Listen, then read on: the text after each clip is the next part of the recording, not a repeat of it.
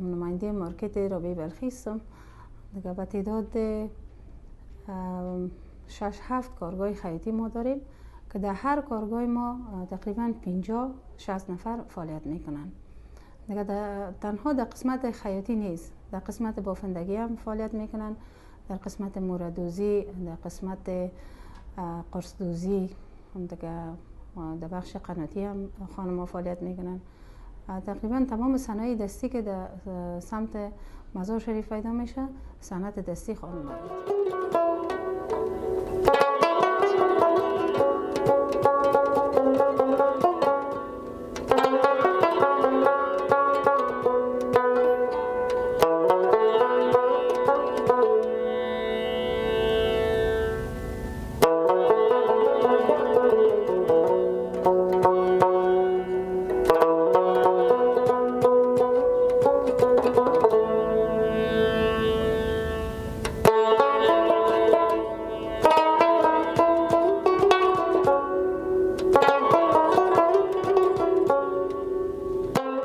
تقریبا 6 ماه که ما اینجا آمدیم آموزش خیاطی میبینیم.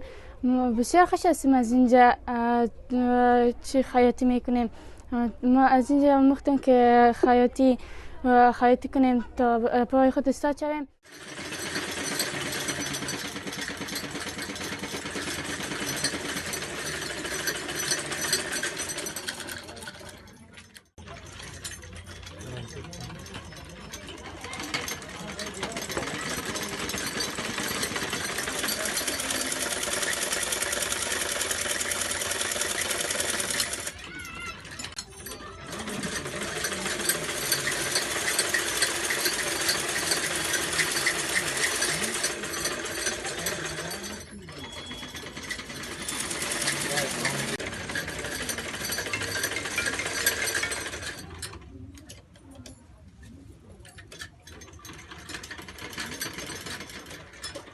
در مدت 6 ماه میشه که اینجا ما خیاطی میکنیم و بر فعلا ادامه داره.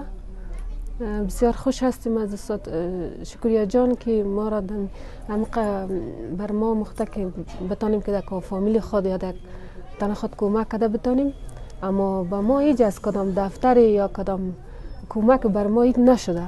هیچ در 6 ماه عمقه که از توان استاد ما بوده بر ما زمینه مساعد کرده که ما در کار ادامه دادیم، اما هیچ بر ما کدام کمک نشده.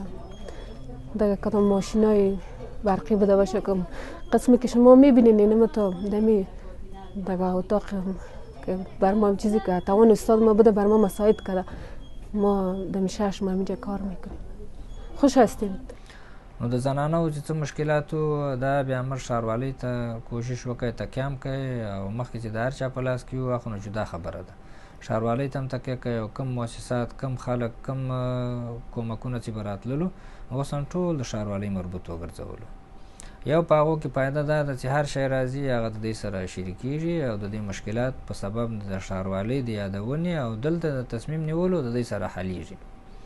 او دوهمه خبره دا ده چې ښځو ته چې کوم مشکلات یې درلودلو چې دلته به موږ ته راتللې بار بار یې غوښتنې درلودلې موږ هغه د غوښتنو مطابق د دی اوس پکې الحمدلله خیاطیانې فعاله دي او څوک اشک پخوي، څوک بولاني پخوي، څوک تولمې پخوي، څوک کلچې پخوي، دا ټول شیان پکې فعاله دي. قالین بافي کې فعاله ده او اوبه یې نه درلودلې، د اوبو مشکلات هم ورته حل کړلو. اوس یو تصمیم لرو چې یو مارکیټ هم په مابین کې ورته جوړ کړو. سره د دغه دوکانو چې دا اوس تقریبا تر 400 پورې دی خپل روزمره او خپل خانوادګي مشکلات د دغه ځای نه حلوي چې د یو شی جوړي هغه بیا بازار ته عریضه کوي او څوک اکثره ښځې دلې راځي خرید کوي.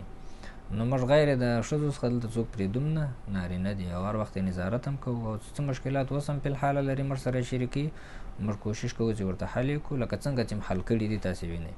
او دغه د مارکیټ په حساب باندې چې مې درته وویلې مارکیټ هم خبره کړې ده انشاءالله دا به ډېر زر تایید سي، کار به شروع سي. او د غیر د دې اوس په حساب د کارګاګانو په حساب د خیاطیو موږ دلې هم لرو او دغه مارکیټ چې د څانګې هم لري.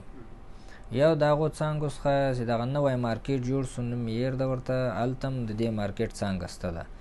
دا هلته دوکانونه لري الحمدلله، هلته ورځي. د دې ځای څخه هلته هغه هم د زنانو مارکیټ ده، هلته هم د خپل خانوادګي مشکلات د دغه ځای نه حلوي.